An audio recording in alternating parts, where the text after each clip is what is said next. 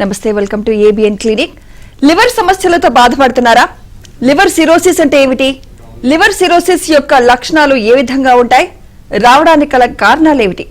ఏ వయస్సు వారిలో వచ్చే అవకాశం ఉంటుంది? ఎన్ని రకాల లివర్ సమస్యలున్నాయి? వాటికి ఎటువంటి ట్రీట్మెంట్స్ అందుబాటులో ఉన్నాయో తెలియచేయడానికి మనతో పాటు ఉన్నారు డాక్టర్ కెఎస్ సోమశేఖరరావు గారు. Hello sir, welcome to our studio. అసలు లివర్కి ప్రాబ్లమ్స్ రావడానికి ప్రధాన కారణాలేంటి? లివర్ సిరోసిస్ అంటే ఏమిటి? ఏ వయస్సు వారిలో వస్తుంది? వాటి లక్షణాలు ఏ విధంగా ఉంటాయి? బేసిక్లీ లివర్కి ముఖ్యంగా ప్రాబ్లమ్స్ రావడానికి ముఖ్యమైన కారణాలు మనం చెప్పుకోవాలంటే ప్రపంచం మొత్తంలో కానీ మన భారతదేశంలో కానీ ఫస్ట్ అండ్ ఫార్మోస్ట్ మద్యపానం, ఆల్కహాల్ అధికంగా తీసుకోవటం ముఖ్యమైన కారణంగా చెప్పుకోవచ్చు. దీని తర్వాత హెపటైటిస్ బి, హెపటైటిస్ సి అని దీర్ఘకాలికమైన హెపటైటిస్ వైరసెస్ వల్ల, దాని తర్వాత ఈ మధ్య కాలంలో చాలా ఎక్కువగా మనం చూసే కేసెస్ ఏంటి అంటే fatty liver disease. Fatty liver వల్ల లివర్ నెమ్మదిగా పాడైపోయే అవకాశం ఉంటుంది. ఈ ముఖ్యంగా 90% మందిలో లివర్ లో ప్రాబ్లమ్స్ రావడానికి ముఖ్యమైన కారణాలుగా ఈ నాలుగిటిని మనం చెప్పుకోవచ్చు. అంటే లివర్ సిరోసిస్ వచ్చినప్పుడు లక్షణాలు ఏ విధంగా ఉంటాయి? ఏ వయసు? లివర్ సిరోసిస్ అంటే ఇప్పుడు లివర్ లో ప్రాబ్లం వచ్చింది, అది చాలా రోజులు అంటే ఒక కారణం చేత లివర్ కి డ్యామేజ్ జరుగుతూ మొదలు పెట్టిన తర్వాత చాలా రోజుల తర్వాత, కొన్ని సంవత్సరాల తర్వాత లివర్ యొక్క last stage of liver disease అని మనం చెప్పుకోవచ్చు. దాన్నే మనం లివర్ సిరోసిస్ అంటం జరుగుతుంది. లివర్ సిరోసిస్ అనగా లివర్ నార్మల్గా మెత్తగా దూది పింజంలాగా ఉండే లివర్ గట్టిగా అయిపోవటం, నెమ్మదిగా. ఇది over a period of time, కొన్ని సంవత్సరాల పాటు ఇలా డ్యామేజ్ జరిగి ఇలా గట్టిగా అవుతుంది. అలా గట్టిగా అయినప్పుడు దానివల్ల దాని యొక్క ఫంక్షన్స్, ఒక 600 ఫంక్షన్స్ ఏదైతే లివర్ చేయాల్సి ఉంటుందో అవి నెమ్మదిగా బాడీలో తగ్గిపోవటం జరుగుతుంది. ఇలా తగ్గిపోవటం వల్ల రకరకాల సిమ్టమ్స్ మనకు తెలుస్తాయి. కాళ్ళల్లో వాపు రావటం, కడుపులో నీరు చేరుకోవటం, రక్తవాంతులు రావటం, కళ్ళు పచ్చగా అవటం, కొన్నిసార్లు మత్తుగా అయిపోవటం, ఇలాంటి రకరకాల సిమ్టమ్స్తో లివర్ సిరోసిస్ అని మనకు ప్రెజెంట్ అవుతుంది జరుగుతుంది. లివర్ సిరోసిస్లో ఎన్ని స్టేజెస్ ఉన్నాయండి? సిరోసిస్లో మనం చెప్పుకోవాలి అంటే 2 స్టేజెస్గా మనం డివైడ్ చేయొచ్చు. ఒకటి వెల్ కాంపెన్సేటెడ్ సిరోసిస్ అంటాం. అంటే లివర్ డ్యామేజ్ అనేది లోపల జరుగుతూ ఉంటుంది, కానీ బయటికి సిమ్టమ్స్ ఇనీషియల్గా బయటికి కనపడవు అనమాట. వేరే రకమైన ప్రాబ్లమ్స్ దేనికోసమో మనం స్కాన్ చేసుకుంటేనో, వేరే కారణానికి మనం ఆపరేషన్ చేయించుకుంటేనో లివర్ కొంచెం గట్టిగా అవుతుంది, నాడ్యులర్గా ఫామ్ అయింది అనేది ఇన్సిడెంటల్గా మనం తెలుసుకునే అవకాశం ఉంటుంది. దీన్ని వెల్ కాంపెన్సేటెడ్ సిరోసిస్ అంటారు. అనగా ఈ సిమ్టమ్స్ అనేవి వీళ్ళకి ఆ టైంలో ఏమీ ఉండవు. సో బట్ ఇనీషియల్ గా వెల్ కాంపెన్సేటెడ్ సిరోసిస్ లో వెల్ కాంపెన్సేటెడ్ అంటాం. అంటే సిరోసిస్ ఉంటుంది, దానివల్ల సైడ్ ఎఫెక్ట్స్, కాంప్లికేషన్స్ ఇంకా రావన్నమాట. Next stage decompensated cirrhosis. ఇందాక నేను చెప్పిన సిమ్టమ్స్ అన్ని, కాళ్ళల్లో వాపు రావటం కానీ, కళ్ళు పచ్చగా అవటం కానీ, రక్తవాంతులు రావటం కానీ, మోషన్ నల్లగా అవటం కానీ, ఇలాంటి సిమ్టమ్స్ అన్ని మనం డీకాంపెన్సేటెడ్ సిరోసిస్ లో చూస్తాం జరుగుతుంది. హెపటోరీనల్ సిండ్రోమ్ అంటాం. అంటే లివర్ ప్రాబ్లం వల్ల కిడ్నీ షట్ డౌన్ అయిపోవటం, కిడ్నీకి ప్రాబ్లం రావటం, లివర్ ప్రాబ్లం వల్ల కొంచెం డ్రౌజీనెస్, కొన్నిసార్లు కోమాలోకి వెళ్తాం, హెపాటిక్ ఎన్సెఫలోపతి అంటారు. ఇలాంటి సిమ్టమ్స్ అన్నీ ఉన్నప్పుడు డీకాంపెన్సేటెడ్ సిరోసిస్ అంటాం. డీకాంపెన్సేటెడ్ సిరోసిస్ అంటే end stage of liver disease అని మనం చెప్పుకోవచ్చు. సో దీని తర్వాత మనకి వేరే ఆప్షన్ ఏమి ఉండదు. ఐదర్ లివర్ ట్రాన్స్ప్లాంటేషన్కి వెళ్ళాల్సిన అవసరం ఉంటుంది. ఈ మెడికేషన్స్తో కొన్నిసార్లు కొంత టైం వరకు మనం ప్రొలాంగ్ చేసి ఈ కాంప్లికేషన్స్ నుంచి ట్రీట్మెంట్ చేసుకుంటూ ఉంటాము. బట్ అల్టిమేట్లీ ఒక పాయింట్ ఆఫ్ టైంలో వీళ్ళు లివర్ ట్రాన్స్ప్లాంటేషన్కి వెళ్ళాలి అనేది డీకాంపెన్సేటెడ్ సిరోసిస్ వచ్చినప్పుడు మనం తెలుసుకోవాల్సిన అవసరం ఉంటుంది. అంటే కంపెన్సేటెడ్ స్టేజ్లో ఉన్నప్పుడు అది క్యూరబుల్ అంటారా? Yeah, exactly. కాంపెన్సేటెడ్ సిరోసిస్ అనేది కనుక్కుంటాం చాలా పెద్ద ఛాలెంజ్. ఇన్సిడెంటల్ గా కొన్ని చోట్లే మనకి తెలుస్తుంది జరుగుతుంది. సిమ్టమ్స్ ఉండవు కాబట్టి. బట్ ఒకవేళ గనక రెగ్యులర్ గా మన లివర్ ని మనం చెక్ చేసుకుంటా ఉంటే, రెగ్యులర్ చెకప్స్ లో మనం కనుక్కోగలిగితే, వెల్ కాంపెన్సేటెడ్ సిరోసిస్ ఏ కారణం చేత వచ్చింది అని మనం కనుక్కోగలిగితే, డెఫినెట్ గా ఆ ట్రీట్మెంట్స్ వల్ల మనం రివర్స్ చేసుకుని మళ్ళీ నార్మల్ లివర్ కి తీసుకురాగలిగే అవకాశం చాలా ఎక్కువగా ఉంటుంది. సో వెల్ కాంపెన్సేటెడ్ సిరోసిస్ లో ఐడెంటిఫై చేయటం, డిసీజ్ ఈ పార్ట్లో ఆ టైంలో మనం ఐడెంటిఫై చేయటం అనేది పెద్ద ఛాలెంజ్ గా మనం మాట్లాడుకోవాలి. రెగ్యులర్ చెకప్స్ చేసుకునే వాళ్ళలో ఇది కనుక్కోవడం చాలా ఈజీ అవుతుంది. సో ఐడియల్ గా ఫర్ ఎగ్జాంపుల్ డయాబెటీస్. ఈ మధ్య కాలంలో చాలా మంది డయాబెటీస్ గురించి అందరికీ తెలుసు. మనం షుగర్ బ్లడ్ టెస్ట్ చేయించుకుంటే తప్పితే తెలియదు డయాబెటీస్ ఉందా లేదా అనేది. కొంతమందికి మాత్రమే సిమ్టమ్స్ ఉంటాయి, వీక్నెస్, టైర్డ్నెస్. అలాగా లివర్ గురించి కూడా ప్రతి ఒక్కళ్ళు, హార్ట్ గురించి, హార్ట్ డిసీజెస్ గురించి చాలా మంది మాట్లాడుకుంటారు కాబట్టి హార్ట్ చెకప్ అందరూ చేయించుకుంటారు. లివర్కి ప్రాబ్లం వస్తుంది, ఒకవేళ వస్తే ఎర్లీ స్టేజ్లో కనుక్కుంటే దీన్ని రివర్స్ చేసుకోవచ్చు అనే అవగాహన తక్కువ ఉంది కాబట్టి లివర్ గురించి చెకప్స్ రెగ్యులర్గా చేయించుకోవట్లేదు. అట్లీస్ట్ సంవత్సరానికి ఒకసారి లివర్ ఫంక్షన్ టెస్ట్ అనే ఒక blood test, hepatitis B, hepatitis C అని బ్లడ్ టెస్ట్, ఒక అల్ట్రాసౌండ్ అబ్డామిన్. దాంతోపాటు ఇప్పుడు కొత్తగా లివర్కి స్పెషల్ స్కాన్, ఫైబ్రో స్కాన్ అని ఒక స్కాన్ వచ్చింది. ఇది కనుక ప్రతి సంవత్సరం ఒకసారి చేసుకుంటే అందరూ అర్లీ స్టేజ్లో ఏదైనా లివర్ డిసీజ్ ఉంటే దాన్ని మనం ఐడెంటిఫై చేసే అవకాశము. సిరోసిస్, వెల్ కాంపెన్సేటెడ్ సిరోసిస్ కన్నా ముందు కొన్ని స్టేజెస్ ఉంటాయి. ఫైబ్రోసిస్ అంటారు, అంటే లివర్ ఇంకా కంప్లీట్గా సిరోసిస్, సివియర్ డ్యామేజ్లోకి వెళ్ళక ముందు ఫైబ్రోసిస్ స్టేజ్ అంటారు. ఆ స్టేజ్ని కూడా ఐడెంటిఫై చేసుకునే అవకాశము. ఫ్యాటీ లివర్లో కూడా అల్ట్రాసౌండ్ మాత్రమే చేస్తే ఫ్యాట్ ఉంది అని మాత్రమే తెలుస్తుంది, కానీ దాని లోపల లివర్ స్టిఫ్నెస్ ఎంత ఉంది అనేది మనకు తెలియదు. ఈ ఫైబ్రో స్కాన్ చేసుకుంటే అది కూడా మనం తెలుసుకునే అవకాశం. ఇవన్నీ అర్లీ స్టేజెస్ అన్నమాట. ఈ అర్లీ స్టేజ్లో కనుక మనం ఐడెంటిఫై చేసుకుంటే ఫైబ్రో స్కాన్తో డెఫినెట్గా ఇవన్నీ ఐడెంటిఫై చేసే అవకాశం ఉంది. ఇప్పుడు చేసుకుంటే సరైన ట్రీట్మెంట్స్ టైంకి మనం ఇవ్వగలిగితే, ఫర్ ఎగ్జాంపుల్ ఆల్కహాల్ రెగ్యులర్గా తీసుకునే వాళ్ళు, వీళ్ళకి మనం స్ట్రిక్ట్గా ఇది ప్రాబ్లం ఉంది అని మనం ఐడెంటిఫై చేయగలిగి ఆల్కహాల్ కట్ డౌన్ చేయగలిగితే రివర్స్ అయ్యే అవకాశం. హెపటైటిస్ బి వల్ల ప్రాబ్లం వస్తుంది, హెపటైటిస్ బి ట్రీట్మెంట్ చేస్తాం, virus antiviral tablets. Same thing hepatitis C, viral antiviral tablets మనం ఇస్తే రివర్స్ అయ్యే అవకాశం. ఫ్యాటీ లివర్ ఉన్న వాళ్ళకి life style modification, weight loss and కొన్ని రకాల మెడికేషన్స్ ఇలా ఇవ్వటం వల్ల అర్లీ స్టేజ్ ఆఫ్ సిరోసిస్ కానీ ఫైబ్రోసిస్ కానీ ఉన్న మళ్ళీ వీళ్ళందరినీ నార్మల్ లివర్కి తీసుకొచ్చే అవకాశం, నార్మల్ స్టేజ్కి తీసుకొచ్చే అవకాశం చాలా ఎక్కువగా ఉంటుంది. Sir, alcohol consumption is one of the reasons for liver cirrhosis అంటున్నారు. అంటే ఎన్నేళ్లుగా తాగుతుంటే లివర్ సిరోసిస్ కి దారితీస్తుంది అంటారు? యాక్చువల్లీ స్పీకింగ్, ఐడియల్గా మాట్లాడుకుంటే ఇది వరకు రోజుల్లో సేఫ్ లిమిట్ ఆఫ్ ఆల్కహాల్ అని మనం మాట్లాడుకునే వాళ్ళమే. ఇప్పుడు ప్రస్తుతానికి మన life span 75 years, average life span has increase to 75 years. ఇది వరకు మాట్లాడుకున్న రోజుల్లో ఆ రోజుల్లో average life span was 62 years. అంటే ఒక 13 ఏళ్ళు యావరేజ్ లైఫ్ స్పాన్ పెరిగిపోవటం వల్ల ఇది వరకు రోజుల్లో కార్డియాక్ డిసీజెస్ చాలా ఎక్కువగా ఉండటం వల్ల మనకి ఈ సేఫ్ లిమిట్ ఆఫ్ ఆల్కహాల్ అనేది ఒకటి చెప్పుకోవడం జరిగింది. కానీ యాజ్ ఆఫ్ నౌ ఈరోజు ఎంత అమౌంట్ ఆఫ్ ఆల్కహాల్ అయినా సరే రెగ్యులర్గా తీసుకుంటే it is not safe for the liver. Small quantity of alcohol, ఇది వరకు రోజుల్లో ఏం చెప్పేవాళ్ళు అంటే వారానికి 3 సార్లు అట్లీస్ట్ 2 పెగ్స్, లేకపోతే వైన్ మంచిది హార్ట్కి, ఇలాంటివన్నీ చాలా మట్టుకు మనం డిస్కషన్స్లో చాలా మట్టుకు వచ్చినాయి ఇది వరకు. బట్ ఇప్పుడు ఏంటి అంటే regular amount of alcohol, even if it is 1 drink are 2 drinks per day రెగ్యులర్గా తీసుకుంటే లివర్ డ్యామేజ్ అవుతుంది అనేది తథ్యం, ఎప్పటికైనా అవుతుంది. ఎక్కువగా ఆల్కహాల్ తీసుకునే వాళ్ళలో అంటే రెగ్యులర్గా అట్లీస్ట్ 700 ml 600 ml ఆల్కహాల్ రెగ్యులర్గా తీసుకునే వాళ్ళు చాలా మంది ఉంటారు. ఇలాంటి వాళ్ళల్లో 5 ఇయర్స్లో లివర్ డ్యామేజ్ అయిపోతాం డెఫినెట్ అనమాట. బట్ జనరల్గా ఏమనుకుంటారంటే స్మాల్ క్వాంటిటీ, తక్కువ క్వాంటిటీలో తీసుకుంటే రెగ్యులర్గా తీసుకున్నా అది సేఫే అనేది ఒక అపోహ ఉంది. But I want to make it clear, even ఆ అమౌంట్ ఆఫ్ ఆల్కహాల్ రెగ్యులర్గా తీసుకున్నా అది లివర్ డ్యామేజ్కి దారి తీసే అవకాశం ఉంటుంది. ఇది వరకు రోజుల్లో అది 5 ఇయర్స్ అయితే ఇప్పుడు స్మాల్ అమౌంట్ ఆఫ్ ఆల్కహాల్ 10-15 సంవత్సరాల్లో లివర్ని డ్యామేజ్ చేసే అవకాశం ఉంటుంది. So safe limit of alcohol అనేది ఏదీ లేదు. ఎంత అమౌంట్ ఆఫ్ ఆల్కహాల్ అయినా రెగ్యులర్గా తీసుకుంటే అది డెఫినెట్గా లివర్కి చేటు చేస్తుంది. లివర్ని ఏదో రకంగా అది డ్యామేజ్ చేసి ఫైనల్గా లివర్ సిరోసిస్కి తీసుకెళ్లే అవకాశం ఉంటుంది. అంటే ఇలాంటి ప్రాబ్లమ్స్ అంటే మీ దగ్గర పేషెంట్స్ వస్తుంటారు కదా, మోస్ట్లీ ఏజ్ గ్రూప్ వాళ్ళు వస్తుంటారు? Actually speaking, acute alcoholic hepatitis అంటే ఆల్కహాల్ రెగ్యులర్గా చాలా ఎక్కువగా తీసుకునే వాళ్ళు జాండీస్తో అలాగా ఎక్యూట్ ఆల్కహాలిక్ హెపటైటిస్ అంటారు. వీళ్ళు most of the time young people ఉంటారు, లెస్ దాన్ 50 ఇయర్స్ మనం చూస్తూ ఉంటాము. బట్ ఆల్కహాల్ దీర్ఘకాలికంగా తీసుకుని సిరోసిస్ ఆఫ్ లివర్ వచ్చేవాళ్ళు 45 సంవత్సరాలు పైబడిన వాళ్ళని మనం ఎక్కువగా చూస్తూ ఉంటాం. సో స్మాల్ అమౌంట్ ఆఫ్, వాళ్ళ ఉద్దేశంలో అది సేఫ్ లిమిట్ ఆఫ్ ఆల్కహాల్ అనుకుంటారు. ఇప్పుడు 25 ఇయర్స్ 30 ఇయర్స్ అప్పుడు స్టార్ట్ చేస్తారు. 45-50 ఇయర్స్ వచ్చేసరికి లివర్ సిరోసిస్ ఆఫ్ లివర్తో మనకి ప్రజెంట్ అయ్యే అవకాశం చాలా ఎక్కువగా ఉంటుంది. యంగ్ పీపుల్లో మనం చూసే ప్రాబ్లం ఏంటి అంటే బింజ్ డ్రింకింగ్, చాలా ఎక్కువ alcohol, for example weekly 1 or 2 alcohol తీసుకుంటాము, కానీ ఆ టైంలో మాత్రం దెర్ ఈజ్ లో లిమిట్ అన్నట్టుగా తీసుకునే వాళ్ళలో సివియర్ ఆల్కహాలిక్ హెపటైటిస్ అంటే కళ్ళు పచ్చగా అవటం, కామెర్లతో వాళ్ళు ప్రెజెంట్ అయ్యే అవకాశం ఉంటుంది. ఇది మోస్ట్ కామన్గా మనం యంగ్ పీపుల్లో చూస్తూ ఉంటాం, లెస్ దాన్ 40. ఇంకా ఆల్కహాల్ వల్ల మిగిలిన ప్రాబ్లమ్స్ అంటే అక్యూట్ ప్యాంక్రియాటైటిస్ అంటారు. ప్యాంక్రియాస్ అని ఒక గ్రంథి వాపు రావటం, ఇది కూడా మనం యంగ్స్టర్స్ లో ఎక్కువగా చూస్తాం జరుగుతుంది. లెస్ దాన్ 40 years పీపుల్లో మనం ఎక్కువగా చూస్తాం జరుగుతుంది. రైట్.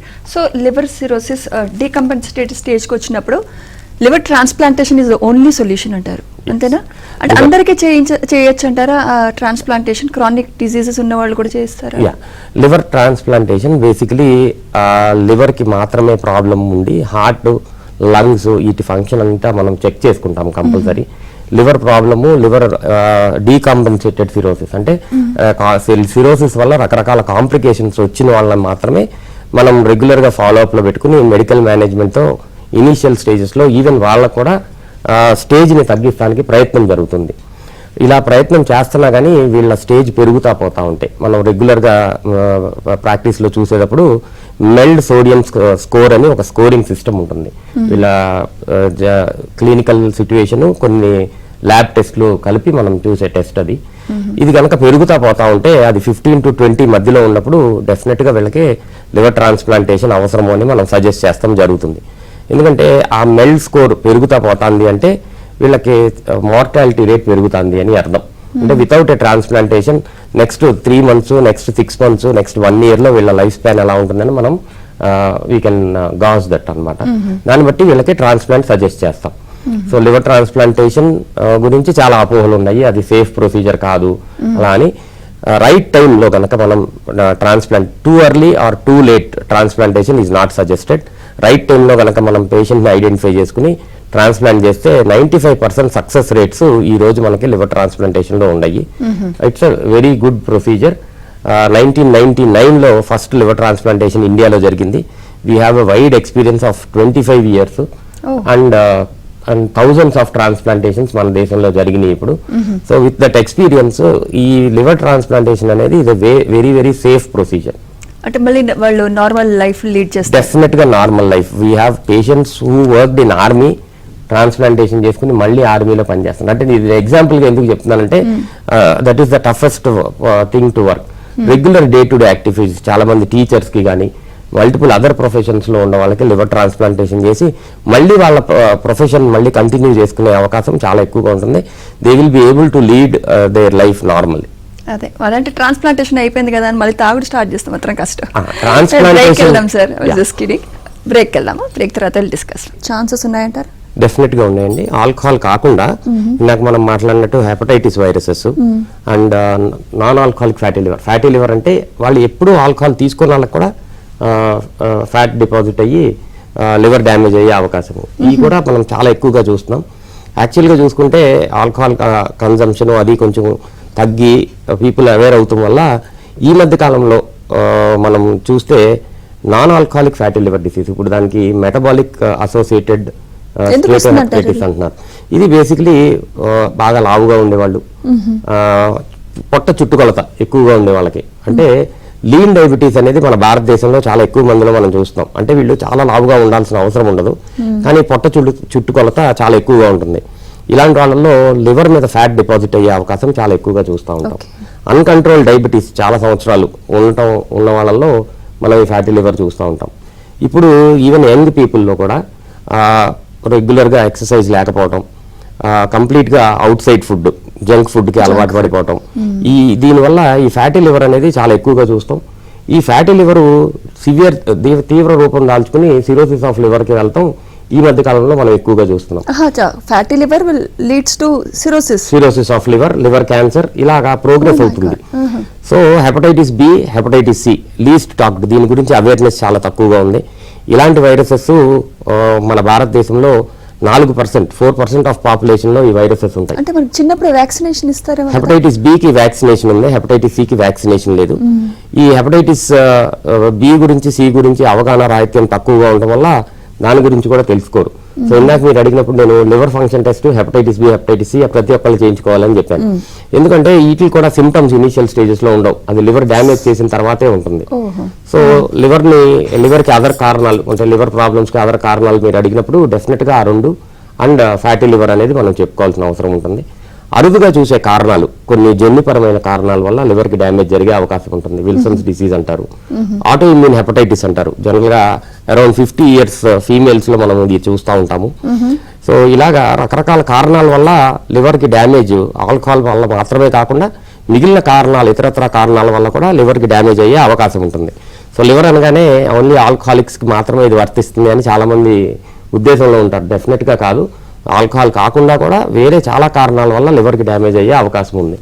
నెక్స్ట్ 10 years లో మీరు చూసుకుంటే ఈ లివర్ ట్రాన్స్ప్లాంటేషన్ కి ముఖ్యమైన కారణం ఏదైనా కారణం అవుతుంది అంటే అది ఫ్యాటీ లివర్ డిసీజ్ వల్ల లివర్ సిరోసిస్ అయ్యి లివర్ ట్రాన్స్ప్లాంటేషన్ ముఖ్య కారణం అయ్యే అవకాశం ఉంది వరల్డ్ వైడ్ అండ్ మన భారతదేశంలో కూడా. మీరు అన్నట్టు ఈ మధ్యకాలంలో నిజంగానే ఫ్యాటీ లివర్ అనేది ఎక్కువగా వింటున్నాం.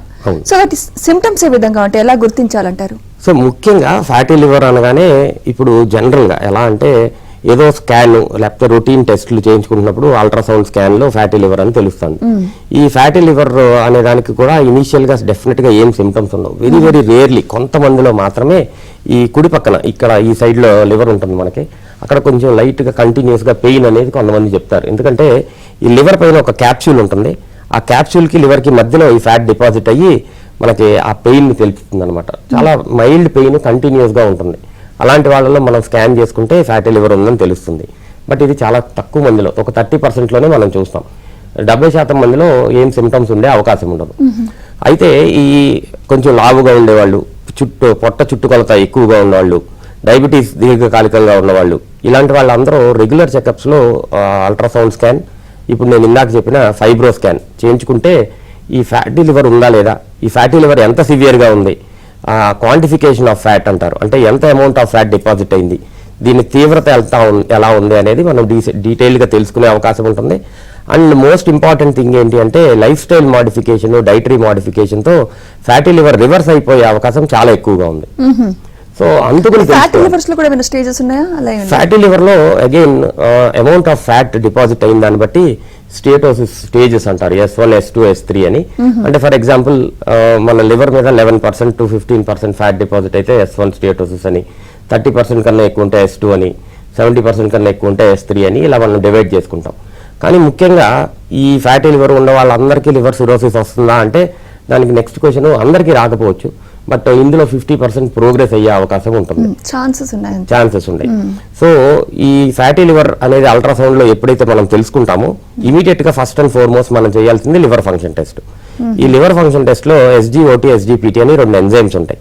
ఎప్పుడైతే ఈ SGPT నార్మల్ కన్నా ఎక్కువ అవుతుందో అప్పుడు ఈ ఫ్యాట్ వెళ్ళి మన లివర్ సెల్స్ ని డ్యామేజ్ చేస్తుంది అని మనం తెలుసుకుంటాం జరుగుతుంది. దీన్ని స్టేటో హెపటైటిస్ అంటారు. ఫ్యాట్ వల్ల లివర్ కి వాపు రావటం లివర్ సెల్స్ కి.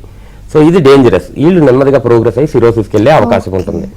సో ఇలాంటివన్నీ మనం డీటెయిల్ అనలైజ్ చేసుకోగలిగితే ఎవరికి ఈ ఫ్యాటీ లివర్ సిరోసిస్కి తీసుకెళ్తుంది, ఎవరికి అర్జెంటుగా ట్రీట్మెంట్ కావాలి, ఎవరు జస్ట్ లైఫ్ స్టైల్ మోడిఫికేషన్ చేస్తే సరిపోతుంది అనేది మనం assess చేసుకోగలుగుతాము.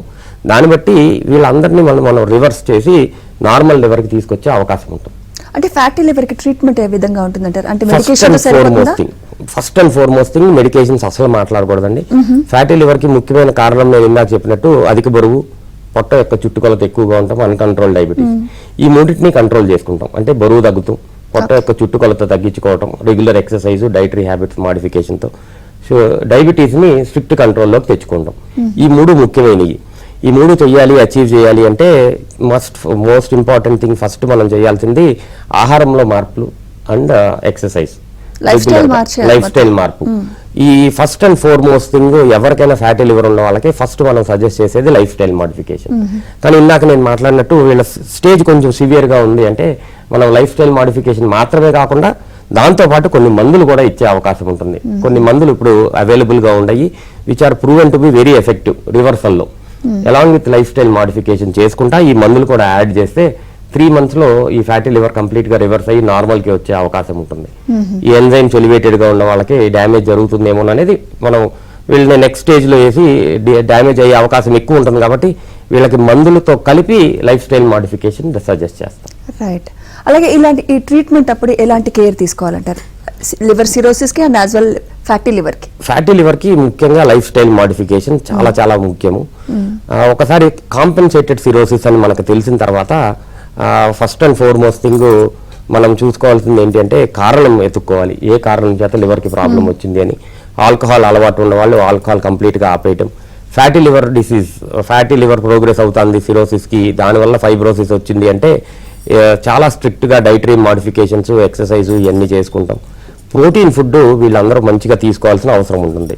Carbohydrate amount, fat quantity, oily foods తగ్గించుకుని ప్రోటీన్ కంటెంట్ పెంచుకోవాల్సిన అవసరం ఉంటుంది. అండ్ ముఖ్యంగా ఒకసారి సిరోసిస్ అని మనం డయాగ్నోస్ చేస్తే సాల్ట్ రెస్ట్రిక్షన్ అనేది వీళ్ళకి చాలా ఇంపార్టెంట్ ఉంటుంది. సాల్ట్ రెస్ట్రిక్షన్, సాల్ట్ బాగా తగ్గించి తీసుకోవాల్సిన అవసరం ఉంటుంది. ఇది చాలా ముఖ్యమైనది. అండ్ మిగిలిన జాగ్రత్తలు ఏంటంటే సిరోసిస్ వచ్చిన వాళ్ళల్లో చిన్న చిన్న ఇన్ఫెక్షన్స్, అది లంగ్ ఇన్ఫెక్షన్ అవ్వచ్చు, కాళ్ళకి ఏదైనా చిన్న పుండు పడినా కానీ వీళ్ళు సడన్గా డీకాంపెన్సేటెడ్ సిరోసిస్లోకి వెళ్ళే అవకాశం ఉంటుంది. కాబట్టి ఇలాంటి జాగ్రత్తలు వాళ్ళు చాలా కేర్ఫుల్గా ఉండాల్సిన అవసరము. ఈ నిమోనియాలు ఇలాంటివి రాకుండా జాగ్రత్తలు తీసుకోవాల్సిన అవసరం ఉంటుంది.